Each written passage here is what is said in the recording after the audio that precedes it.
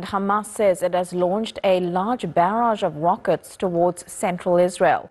Sirens sounded across several cities, including Tel Aviv. Reports suggest it's the first time in nearly 4 months since the Palestinian group fired projectiles.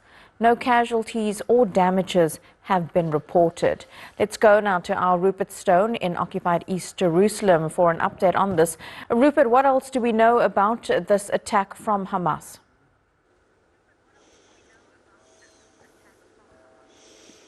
Well, this attack appears to have been launched from Rafah in the south of the Gaza Strip, where the Israeli military is currently engaged in a major operation against what it claims are the final Hamas brigades, its final stronghold in Gaza. We have seen other rocket attacks recently, but they haven't travelled as far, and this is the farthest attack we've seen for 4 months against Tel Aviv, and the fact that Hamas is now threatening Israel's major population centres like this could have some impact on policy. It's interesting to speculate what that might be.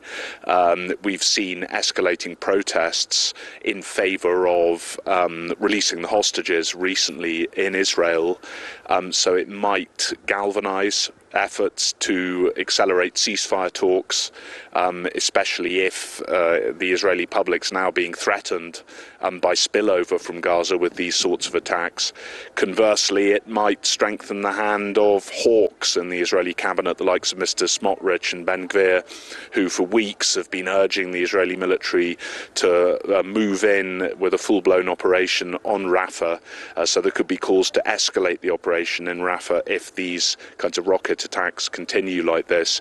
The Israeli military had expected this, it seems. A few days ago they'd warned there could be rocket attacks from Rafah, and that Hamas did, according to them, have rocket stockpiles there. So there may be more of these to come, but so far it looks like no one's been killed in these attacks, just someone lightly injured, and it wasn't a major attack. The most salient thing about it is how far these rockets managed to travel.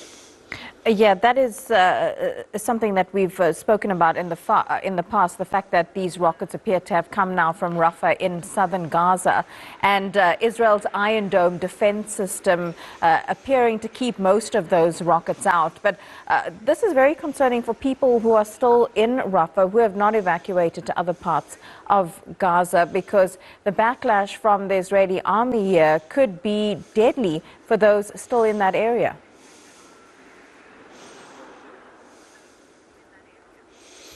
Yes, indeed. When we could see more intense airstrikes in Rafah, which could have serious consequences for the civilian population who've already suffered so much in this brutal war.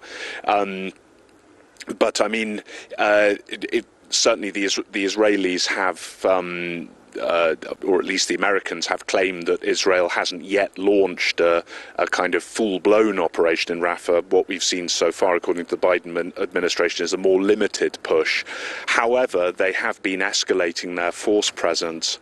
They've added more brigades recently, and although technically there's only one Israeli military division in Rafah, it's already swelling in size. So it seems like the Israelis have been rather pushing the envelope and pushing the American red lines on this without thus far any pushback from the US government. So yes, we may well see more intense airstrikes, and the Israelis have been using this Rafah offensive as a pressure tactic in the negotiations with Hamas, and given that the negotiations appear to be resuming in a couple of days, they may also escalate bombing and attacks for that reason too.